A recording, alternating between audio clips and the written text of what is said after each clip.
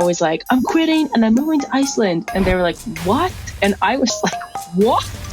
It's over 500,000 on Instagram. TikTok, 170, 50 million views, 10,000 saves. I'm Kyana Sue Powers, and I broke the internet.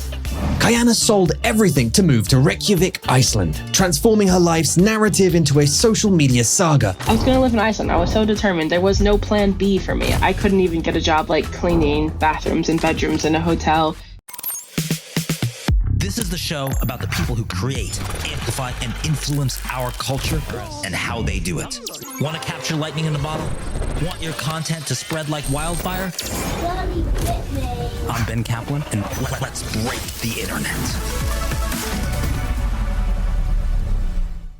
Welcome to Break the Internet. I'm chatting with Kyana Sue Powers. And Kyana, you have an awesome story about your journey to become a content creator, an influencer, and it relates to a trip you took to Iceland and the impact it had on you and would, in some ways, maybe change the course of your life. So how did you get started? Where does the love of Iceland come from? And how did you become one of the most prolific content creators in the whole country? Wow, what an introduction, Ben. Thank you. Well, there you go. I'm excited to have you on the show, so you get a good introduction. No, and I appreciate that.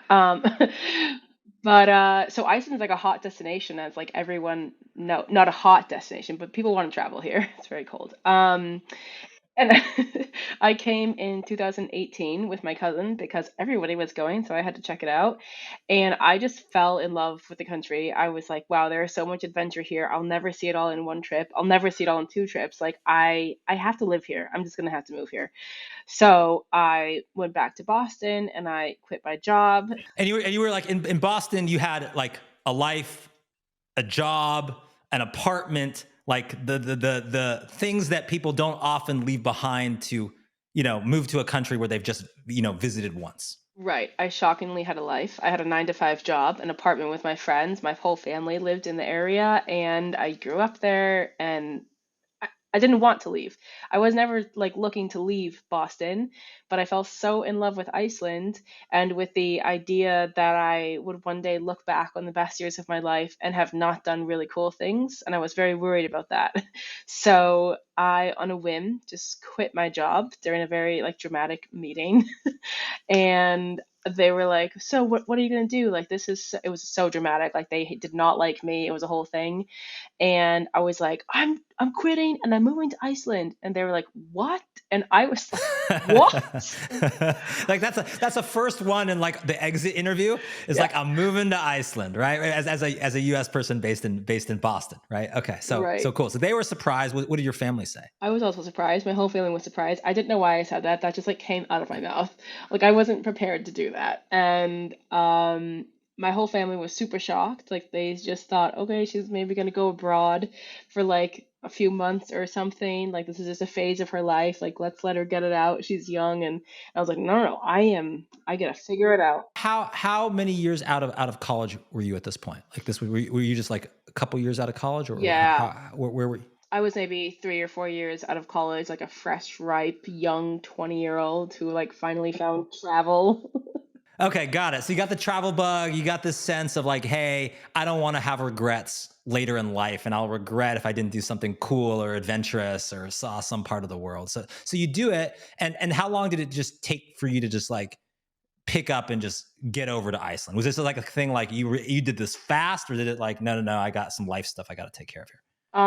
You definitely have some stuff to take care of before you move to Iceland, like no matter who you are, I'll say.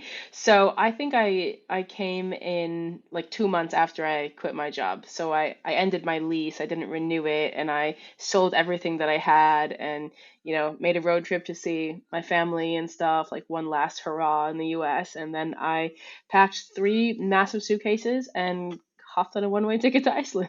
Okay, so then you land in Iceland and you're like, okay, I want to be here. I like it, but I also need like some kind of like actual job or something else. And as I understand, you just apply for tons of jobs and you get like rejected 100 times. Is that correct? Like, were you just like open to any kind of job that can pay the bills? At this point, you're not really thinking about being a content creator yet, from what I understand. So that's exactly right. I just wanted any job in Iceland. I didn't care what it was. I was like, I need to just live here and I'll take any job. And I couldn't even get a job like cleaning bathrooms and bedrooms in a hotel because of the visa walls and application process to like So hire. people just like employers didn't want to do. It's like a hassle to try to go through all these hoops to hire someone and like get them a work visa. So you're running into problems until you get a potential job in the travel industry. Right. So I had trained to be a glacier guide because I had heard from some people that you could get a special visa if you were a glacier guide because it's a special skill that not a lot of people have in Iceland and they need a lot of them.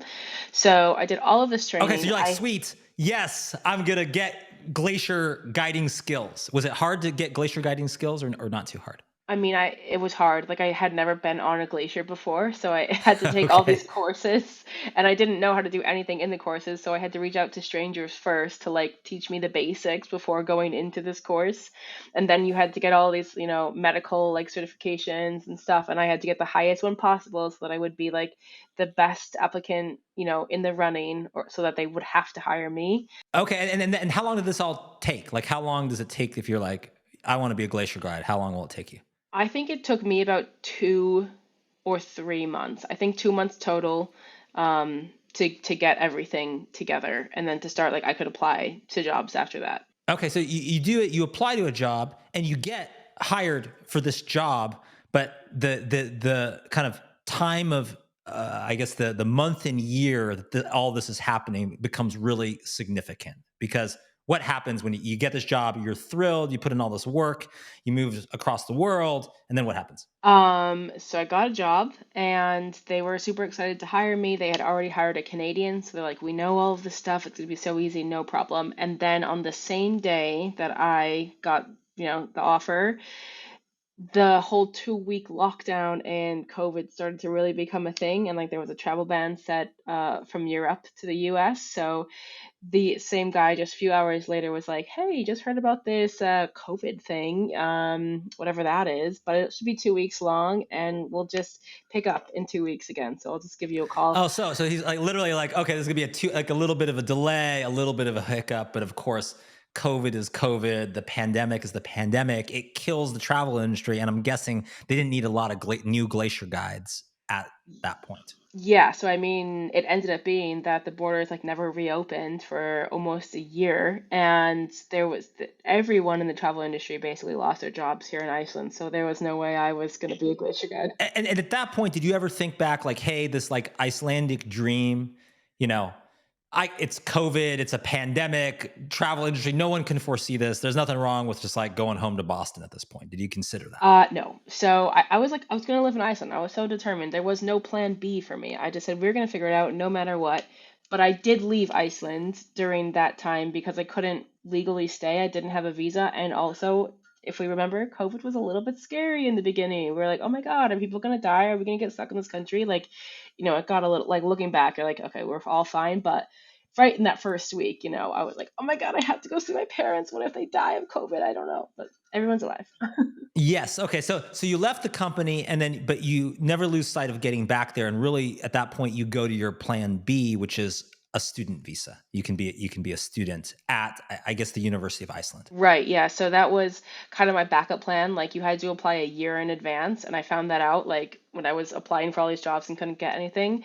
I was like, what are my other options here? It's okay to be a student. I hate being a student. Like I do not like the like sit down classroom education thing, but I was like, if you can figure out your life in the next 10 months, at least you would have this to fall back on as just your ticket into Iceland. So I had applied to the university just a few months prior to that moment in time and ended up having to lean back on that. And I came back to Iceland in the fall as a student, learning Icelandic. It was an option because the tuition in Iceland is free. So it wasn't like this crazy expensive thing. Like it was very affordable for me. I see. So, and you really viewed it as you didn't have an interest in really being in school at this point, but it was like your visa, your an easy way to get a visa. Yeah, at this, You came back here.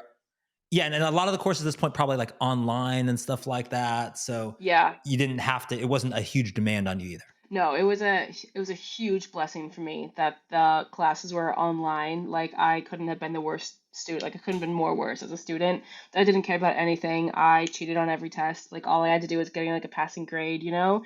And once they couldn't kick me out anymore, like at a certain point in the second semester, then I just stopped going altogether, because when I had come back and being a student, this is all when social media started to ramp up, at least short form videos. So that's when I started making my first videos, was right like there. Okay, so you started doing it, and was it just, at the beginning when you're making content, you had an interest and a bit of a background, it sounds like, in photography. So you're thinking about doing that. Was it just that, hey, I'm in this really beautiful, amazing place in the world, I ought to document this and I ought to share this? Or what was the motivating factor? Was there any sense, like, at this point, like really early on, that like this could become my job? Like, this could, like, no one else will hire me, I'm going to hire myself. Did any of that run through your mind, or was it just like, document my adventure? None of that was going through my mind at all. I really didn't know what would be next after the student visa, but I was a consumer of TikTok and Instagram, and I really liked these vlogs that people were putting out that I had no in like I don't know anything about, the being a flight attendant, but people were like posting their daily lives as a flight attendant. And I was like, wow, that's so interesting. That's like the only thing I know. So I'm going to do that here in Iceland. I'll just post out my daily life and talk about how it is here. Okay, well, and how were those first posts like? Was it easy? Was it hard? Were you more photo based? I know this is like, we're starting to, like, reels are starting to be prioritized by Instagram. There's the rise of other formats and things like that. How did you even, go about those first posts, and did you get any traction, or not really? My first post only have probably a couple 100,000 views, not 100,000, just maybe thousands of views, but they were like pretty decent, and each video got more and more views. And I think what was most compelling at that time is that I lived in Iceland, and like you couldn't travel, like everybody was stuck at home. And so it was very interesting that I lived in Iceland and people wanted to know more about that. And this is like the time where nobody knows how to make these short form videos at all. They're like, not there's today there's so many good apps and so many good features in these apps to make videos. There was nothing really like that before. There was very few options. It took me like 2 hours to make my first vlog, and it was like, looking back, it's like really funny, but I told myself, well, the more you edit videos, the better you're going to get and the faster you'll get. So you have to edit a video every single day, and you can edit a vlog every day, because that's content. You live a life and you just talk about it. So that's how I started it. Well, and then, but you started that from the beginning. Like, you were pretty committed to the daily content early on. Then why is that? You're just like, I want to just get better at this. I want to learn, and the only way I learn is I gotta learn by doing, because there's not really, like, Yeah, you don't take a university course in, like, how to create this. I mean, they right. have some now, but for the most part, you learn by doing. Exactly. So I just thought you can only get better at this by practicing. So you need to just practice. If not now, when? Also, we were all pretty much still in lockdown here in Iceland. So like you didn't have anything else to do. So you had all this time on your hands. You couldn't go like out in public really. There was like we were all just like locked down. So I had a lot of time to figure it out and to get better at it and grow those skills. And And were you doing shoots with, like, other people to learn? Were you doing other things where you could kind of, like, ask people at this point? Had you, like, made connections with other people who are either creating content, or just other folks in Iceland that are just, like, like, are locals? You're here now. Like, how did you sort of, like, learn from others? I learned a lot of photography from others, but I didn't learn that much video from others because, again, people weren't doing it. It's like hard to remember the time where nobody was making reels, but that was the time. I was like the only person making reels. And so, like, I didn't know what I was doing. Nobody else knew what I And, was doing. and why did you, at that time, why did you embrace that when others, you felt like, weren't doing it yet? Was it just because you didn't know that much anyway, so you might as well learn the thing that's, like, the new thing, because that's what it was? Or did you see something like, oh shoot, like, Instagram saying now that, like, if you don't have this, they're going to deprioritize your content, so I better do it? Or, like, what was driving that? That's exactly it. So within Instagram, I learned a lot about social media like during the past year of my life that time. And I knew that when Instagram came out with new features, you had to jump on them and like really do exactly what they wanted, or else you wouldn't get any reach for your stories, your posts, like everything would be down. So if you just play their game, then you win. And I was like, well, I'm just gonna win then. And I saw the effects immediately. My views went up. I had like so much growth in the beginning. Like, Okay, so you got positive reinforcement. You're like, oh, I do what they say to do and I get rewarded. And you didn't have to like, it's not like delayed gratification. You saw it right away. right, exactly. Because I was just one of these early adopters on Reels. Like I remember everyone being like, I'm not doing Reels, like that's so stupid. I'm a photographer. I'm like, well, I'm gonna just try it because nothing else is working for me. I see. And so at what point, when did you get your first like bona fide, like holy cow moment, like this got a lot of reach? Where, how far in were you time wise? What was the nature of the post that was sort of like your first like really like big piece of content? So I made my first reel in September of 2020 and posted that. And I think my first like super viral video that brought in like hundreds and thousands of followers was in December. Okay, it was in December. So from September to December, and what was that content? What was that kind of first one like? What were you posting about that you think resonated when you didn't have huge numbers of followers yet? I posted about the Icelandic Christmas culture and like traditions that they have. So they have 13 Santa Clauses here, and I just made a video about that.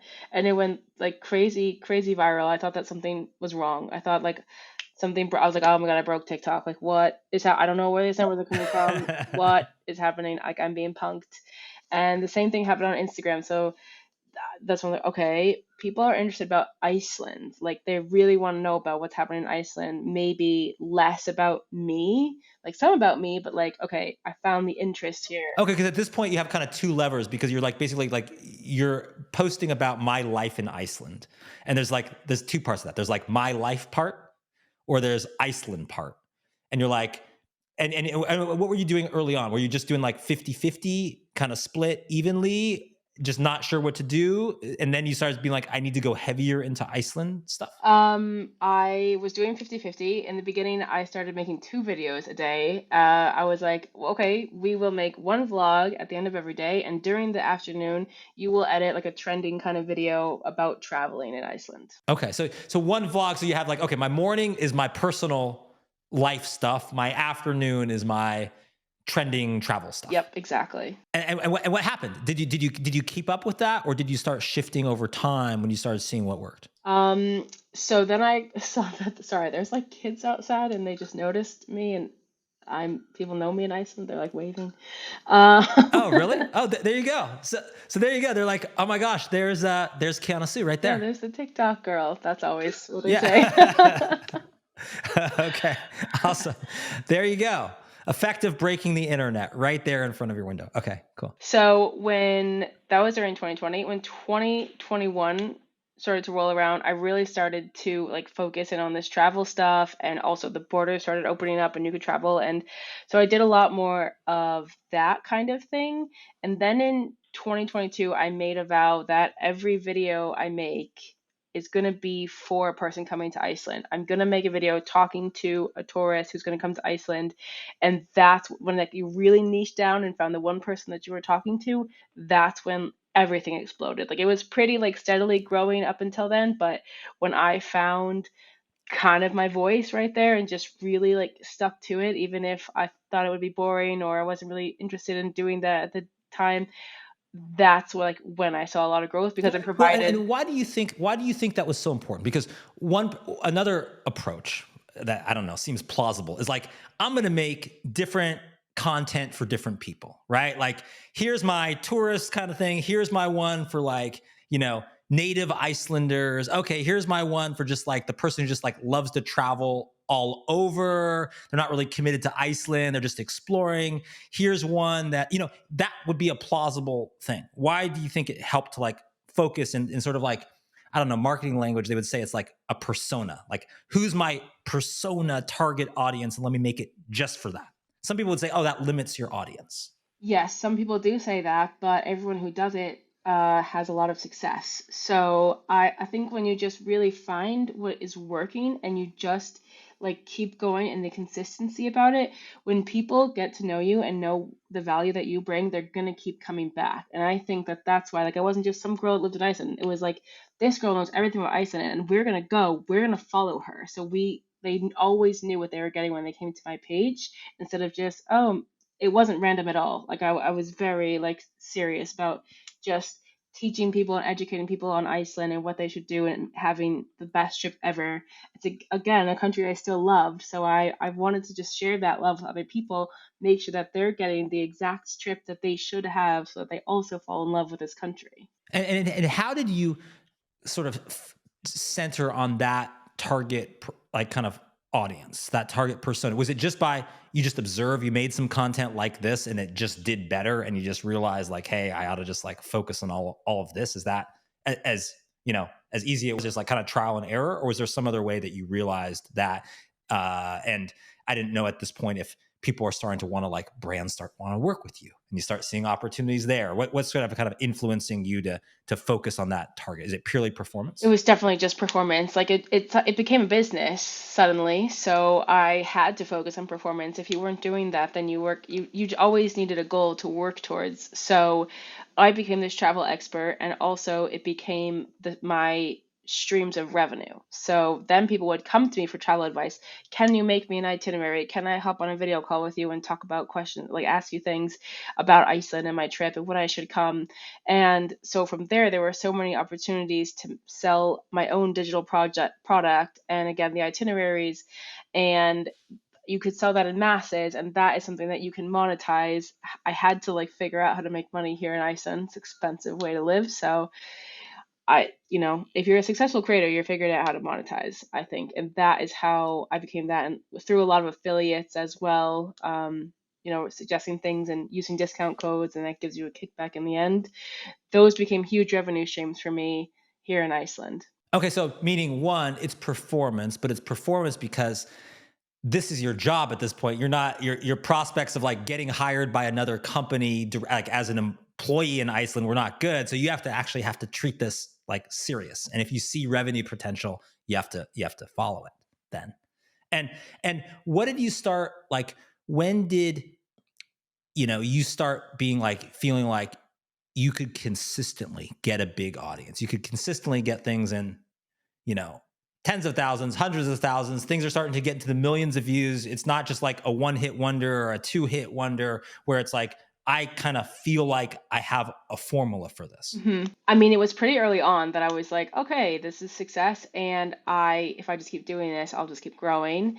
I mean, just within months, within just 1 or 2 months, I could see that this was a thing that I could just like plug and chug kind of situation. Of course, always thinking of new things to talk about and stuff, but like I had a rhythm going, and a lot of people came to me with help, either companies like wondering how they should incorporate roles into their marketing, how they can even make videos, would I make their videos for them, and just other creators who are like, oh my gosh, how are you growing so much? Like, this is crazy. You know what you're doing. What are you doing?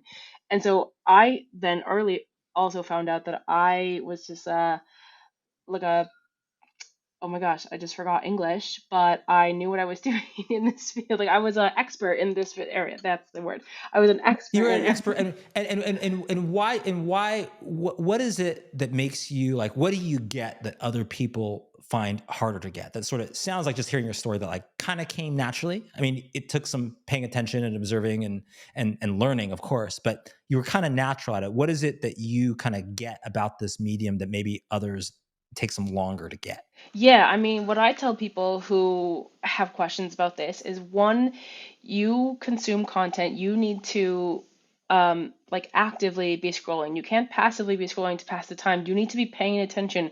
Why did you like that video? Why did that one catch it? Why did you save that one? Was that interesting to you? And you need to like kind of keep it in the back of your mind or save it for later or something. You have like the content is right there in front of you. You can just learn from observing if you can pick up on those kinds of things.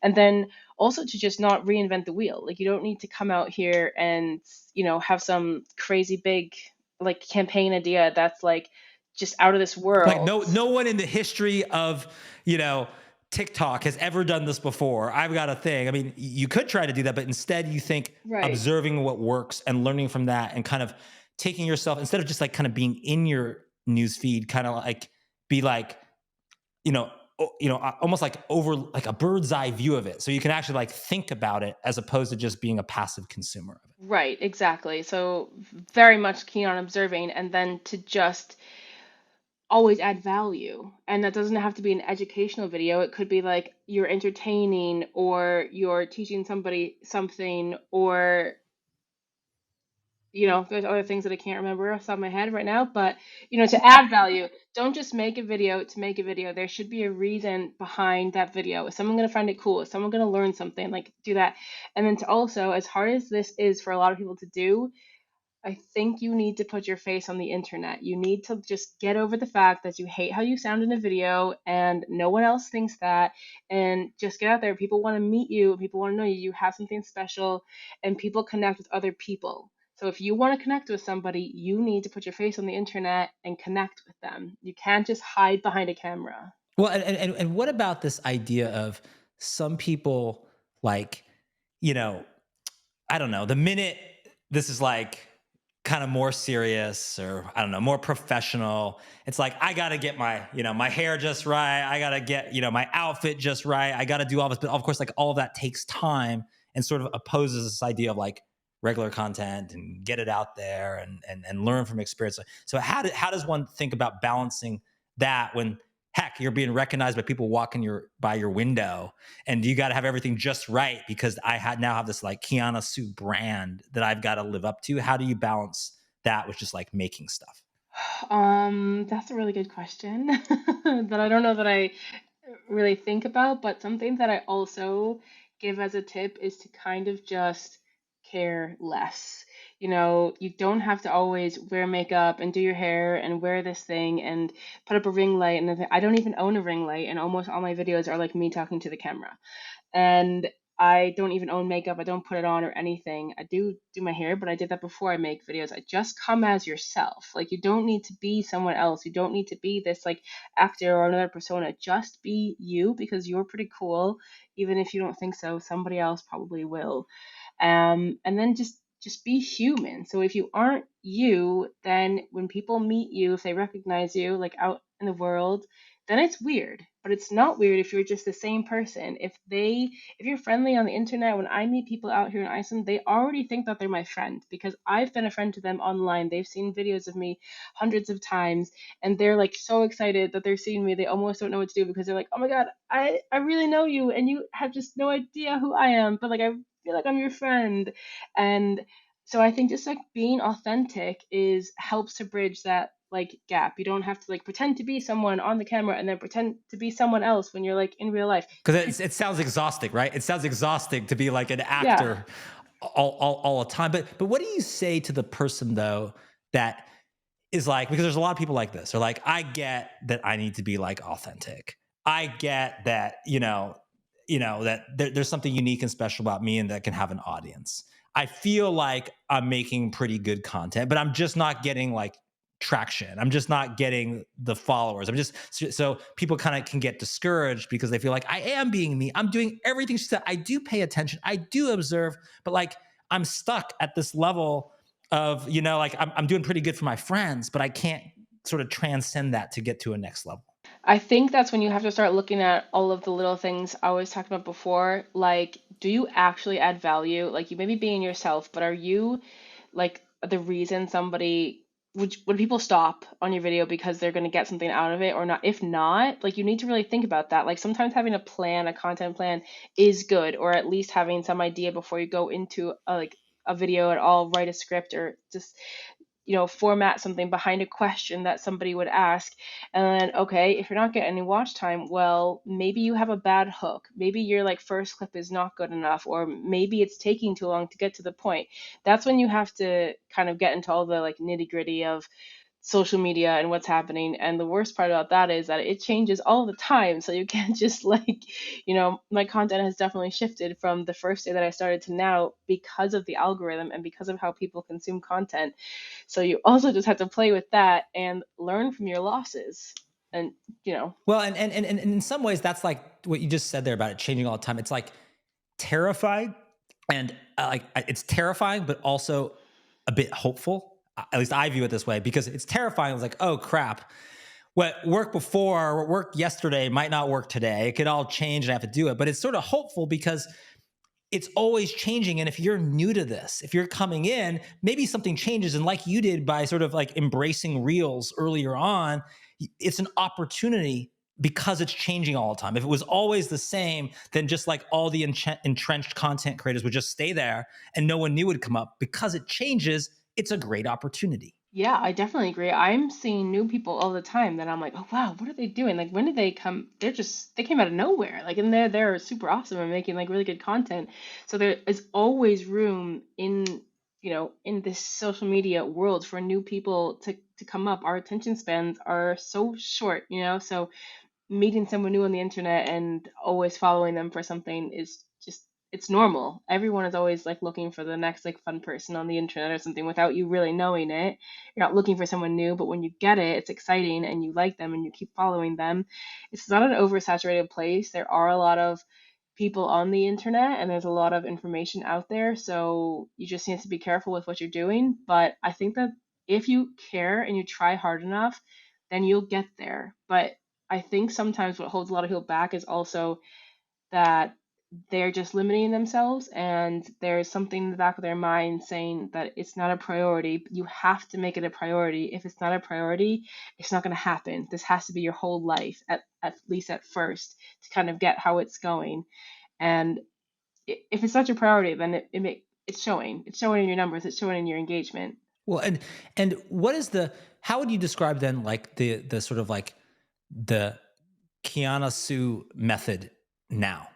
Meaning, like, if you had to describe the method, like, what is the kind of content that works? What is the kind of content that just doesn't work? Is there anything that like works great for other people, but for some reason not for you? Like, what is like, what like? First of all, I guess I asked you a lot of questions at once, but first of all, what's the secret to like your best stuff? You have things in the now it's not even just millions, like tens of millions of views. What is the secret to that? Well, I can see that like my most viral videos, they definitely have like a range of topics, but oftentimes, more than often, the ones that go super viral is me showing something that is like a super interesting thing about Iceland. And so just in the past like few months, the things that have gone super viral for me are just showing like a beer koozie in Iceland. It's like a hand knitted mitten, but it's also a beer koozie. And I'm just like, hey, this is an Icelandic beer koozie. Like, how funny. And that's, it has like 50 million views. And then another one is just like a handprint in a glacier that I'm like, wow, can you imagine? There's like like an old handprint in a glacier, like, and that was like crazy viral with millions of views. And it's like 4 seconds long, and just it's things that people haven't seen. I think people are like looking to. Did you have a sense when you made it that like this could be big? Did you know that when you were doing it that I think there's something about this and to your point about value creation, did you feel like I'm creating value here? Like this is like because of how interesting it was. So I feel like I'm kind of like a child and a nerd, and when I see these cool things, I'm like, oh my God, that's so cool. I sense not that I sense the nerdy part about you, Kiana Sue. But no, I'm just joking. But okay, but you said that nerdy part is important, meaning like the fact that you find something interesting. Yeah, and if you think it's really cool, there's a lot of things in Iceland that I just find very fascinating. Like, I'm just very passionate about this place, but every once in a while you're like, oh my God, isn't that so cool? Like, why don't people know about that and talk about that more? If you just tell people, then they can talk about it. Like, they are not talking about it because they don't know about it. So there's a lot of these just like little things like, oh, have you seen this piece of ice? It's so crazy. And like, it's here in Iceland. Like, I think it's really cool because it has a rainbow in it. Like, isn't that weird? And you show someone else, then they also think it's crazy and weird. And that just like leads to virality. And it's just kind of things that you don't know. It's that are very special to things about Iceland. Like a lot of culture videos that I make about Iceland too, they go super viral.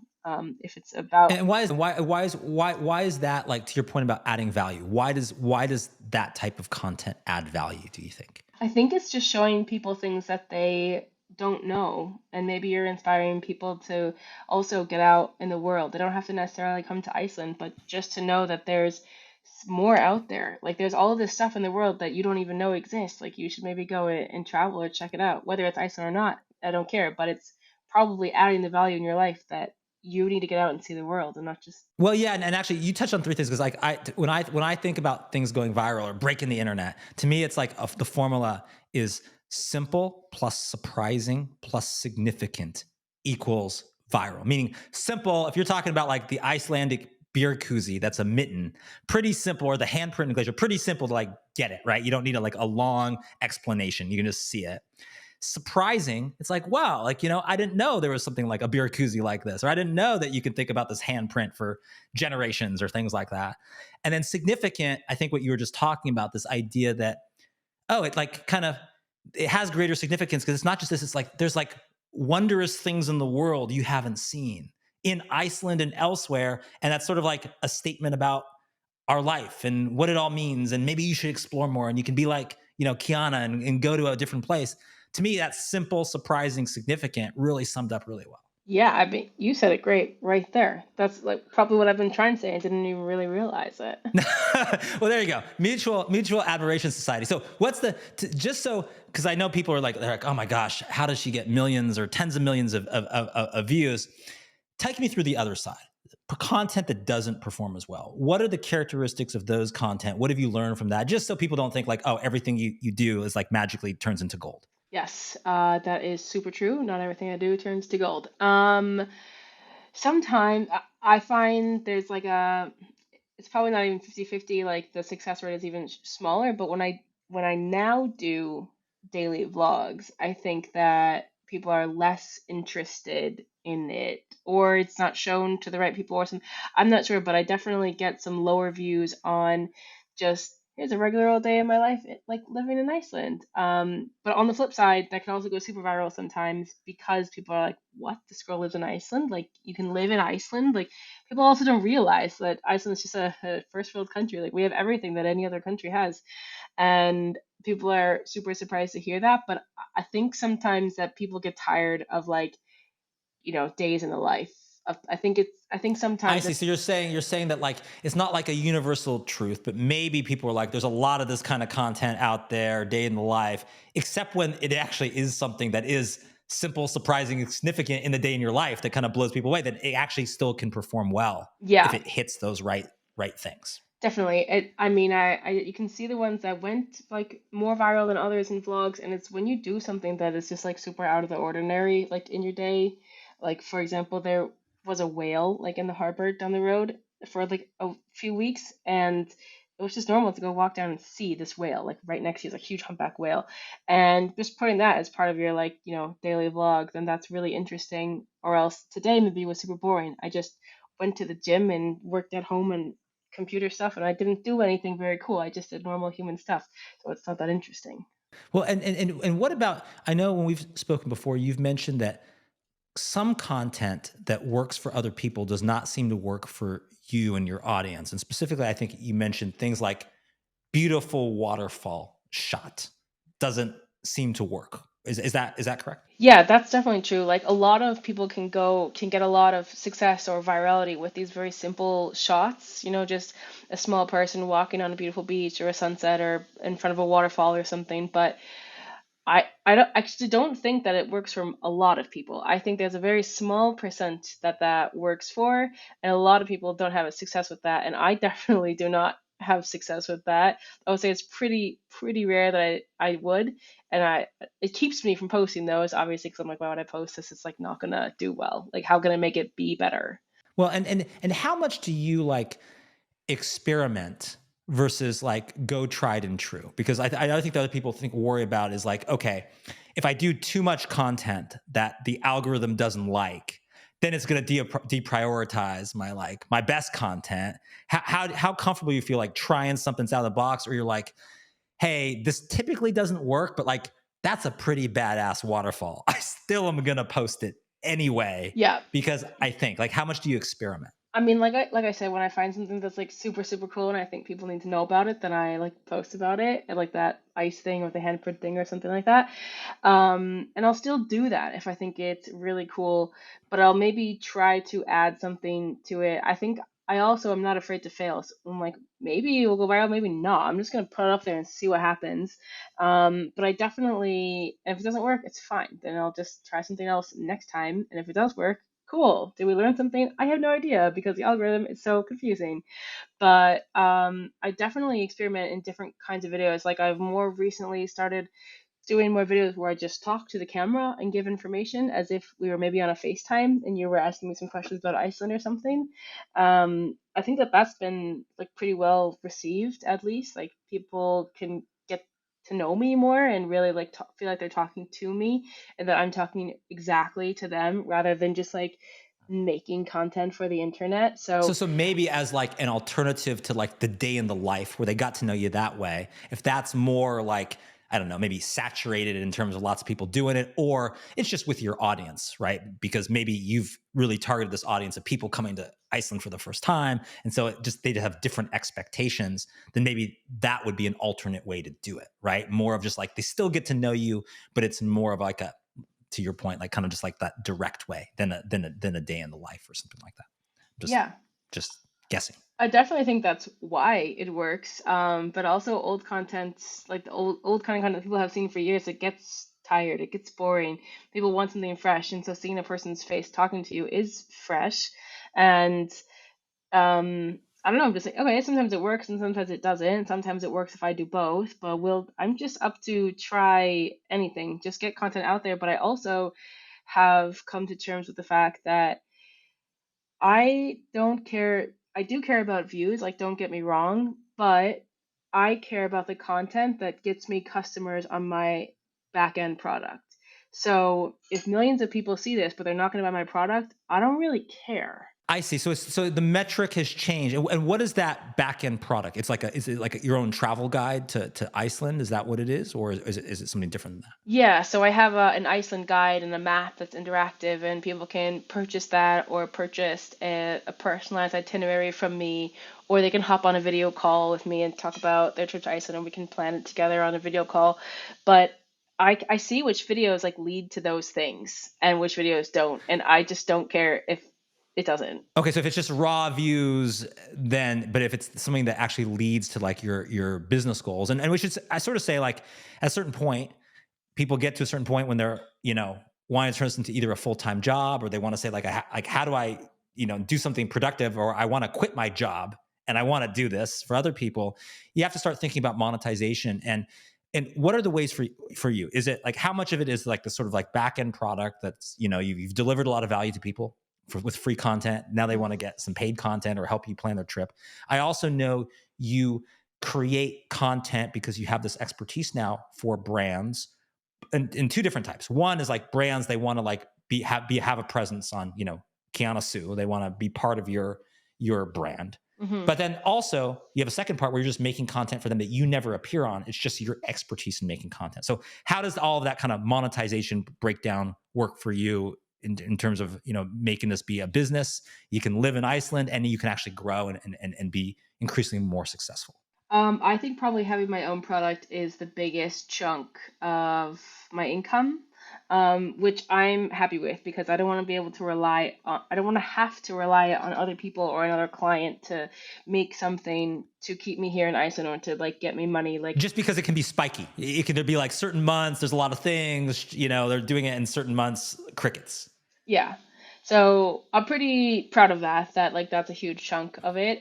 With that is kind of like a sister income is like affiliates. So that's like I think I'm not to toot my own horn, but I'm amazing at affiliates. Like I have a brand manager and she works with other creators and she's like, I've never seen anything like this. You've really like honed You in. can drive business to other to businesses that converts. You'll get a cut of driving that business and you're really good at that. Is that what compared to the typical content creator?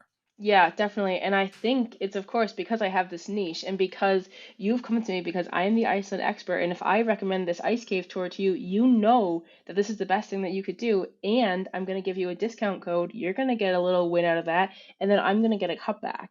So that's just like one thing, for example. But there's a whole bunch of different affiliates, but they're mostly in all of this related to Iceland, like tours here in Iceland or things to book here in Iceland, and that is also a massive chunk of that. So I also just make videos that will drive my affiliates. because it also makes me a lot of money. And you'll just do, and so you, and to do that, what performs well for people listening who are like thinking of, I had to get more into, affiliate marketing. Mhm. Is it like literally like you doing like a review of this tour of this cave, and that's what it is? Or is it not a review, or is it something else? What performs well in terms of affiliate marketing? Definitely a few things. So, uh, I will say, like on those viral videos that we were just talking about, even though it had like maybe nothing to do with a tour or something, but people read comments and people read captions. So if you just put, okay, that cool piece of ice or something that had a rainbow in it, and the first caption of that, or the first comment, I pinned it and I said, I found this ice on this glacier hiking tour with this company, and you can use this code, and it has like thousands and thousands of likes. Like people are saving that because that brings them value. Like they can go and use that code and brings me tons of value as well. So that's how I do it if it doesn't really apply, like if it's like a kind of small video like that. But I'll do a lot of very formal, not formal, like very informational packed videos. So every month they'll be like, okay, this is what you should do in March. You need to rent a car and it's with this company, and you need to drive to this place and do these things. And you have to, like, you can't leave Iceland without booking an ice ski tour. Like, you need to do it, and this company is the best, and here's why. And you can use my code.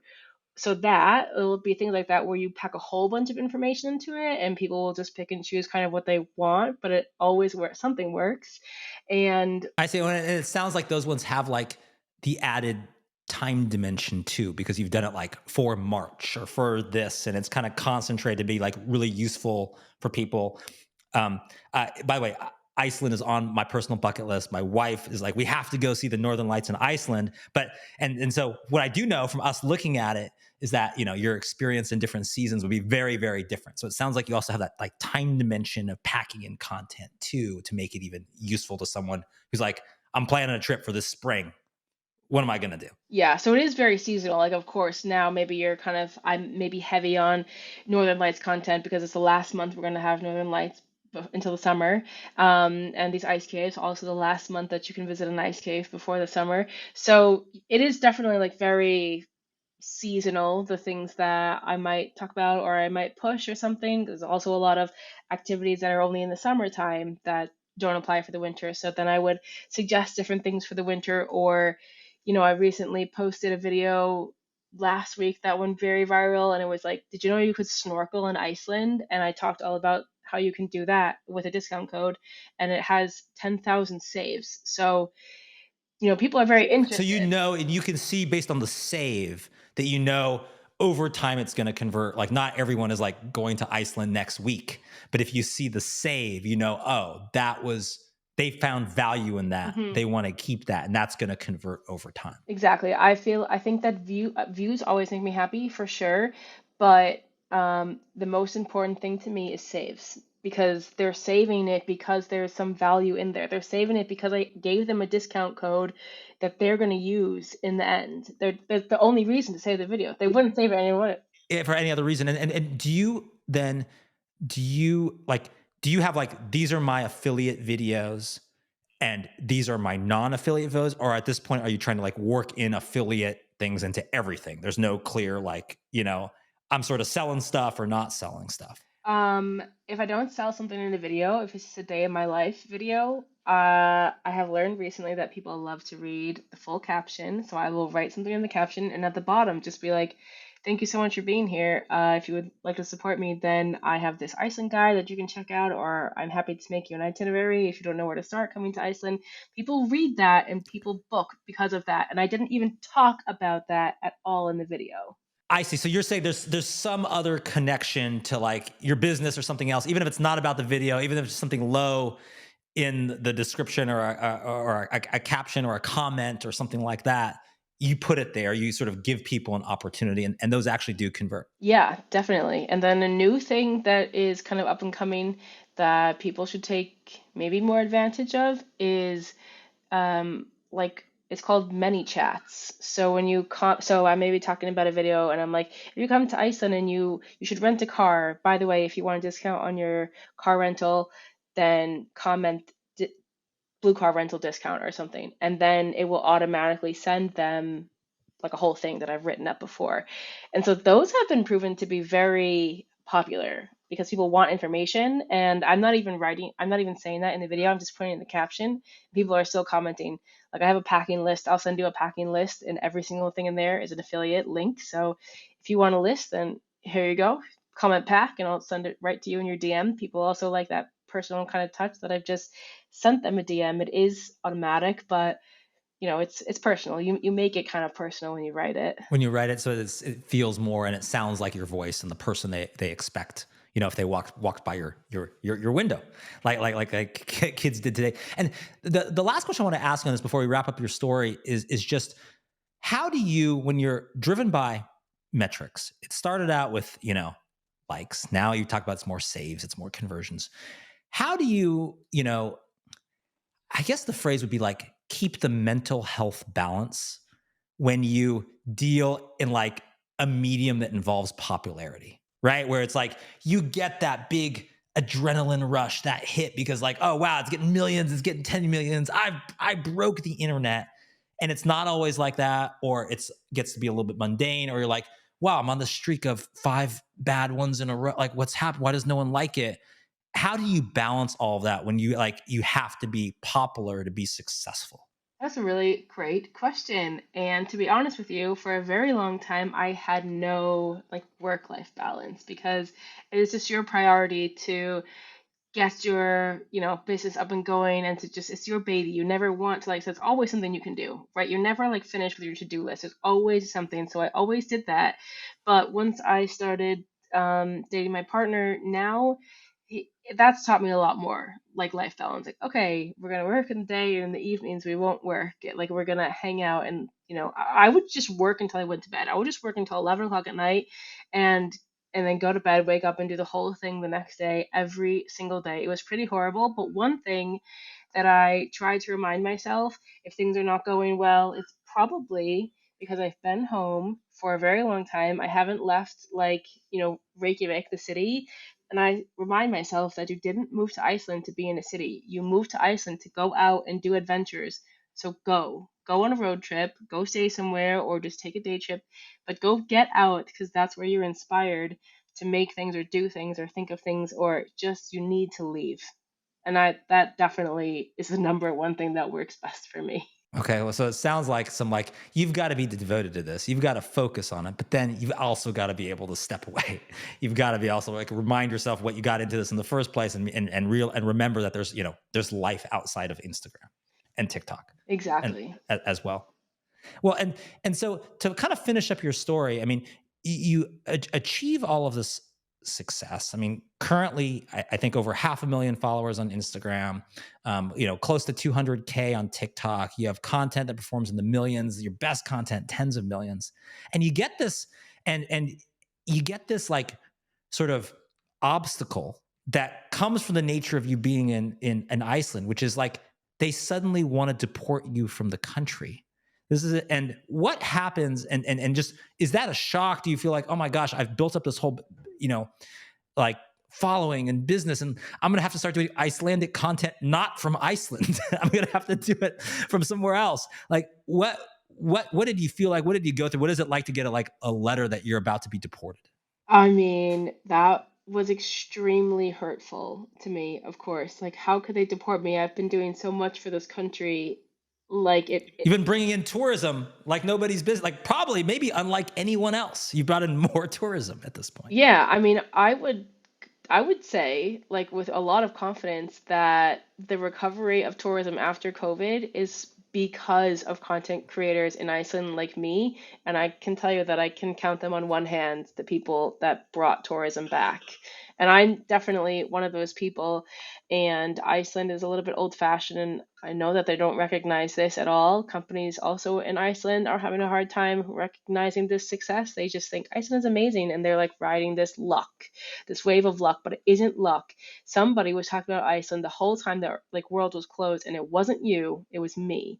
I know that I did that, and I have like the confidence to like talk about that, and it's kind of a hard thing here in Iceland. I mean, when they tried to deport me even after I won my visa and could stay, I went through a huge burnout. It like was probably almost a year long that I just felt like I was very defeated and lost, even though I had won. I was like, what am I even doing? Like, I can't believe I just had to fight for everything that I do.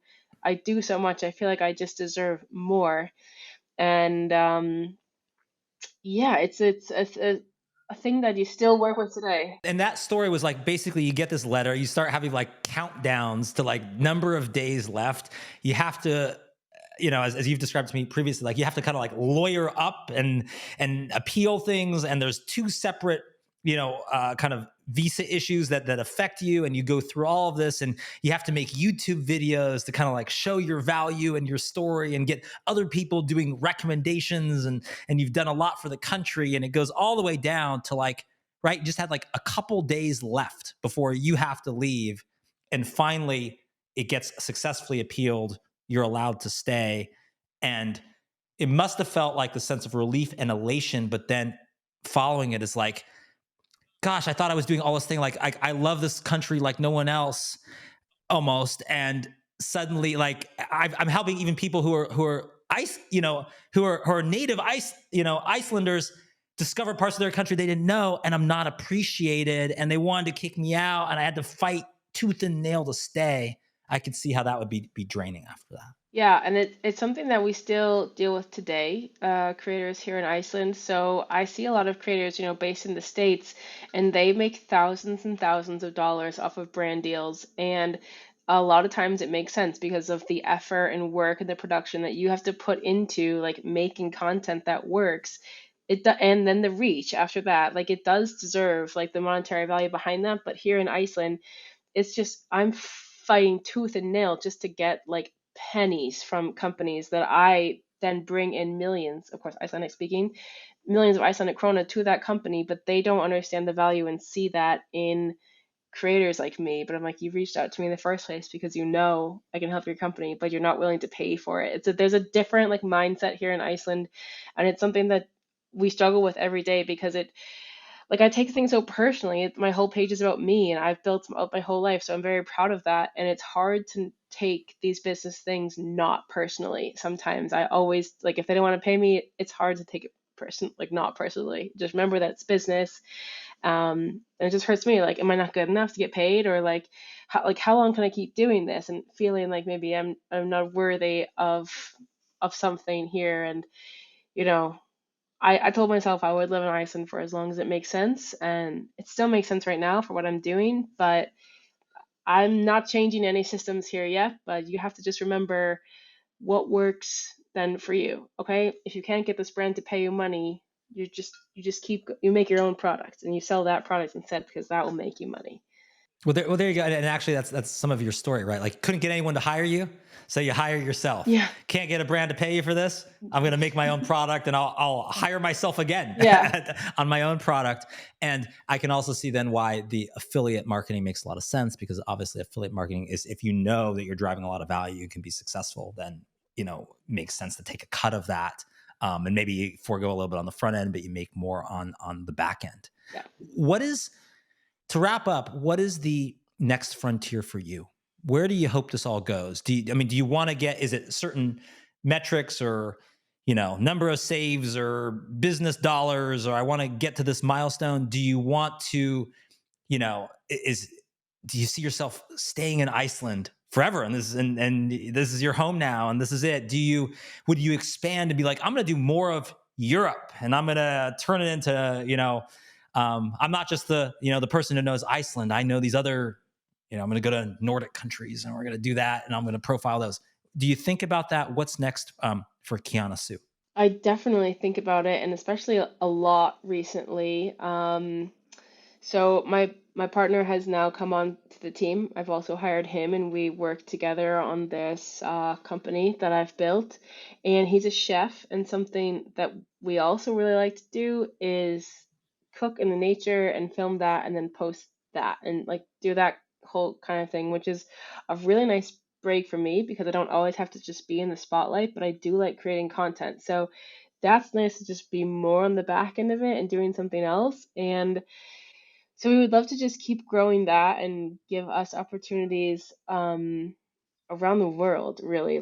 I don't want to, I have seriously boxed myself into Iceland, but I am ready to see other parts of the world. There's so much out there, and I definitely hope I can use my platform to kind of open that door for me, and let brands know and people know that I don't only know about Iceland. I can go and know about other things, and I can teach people about other things. So I am definitely looking to at least travel around the world more.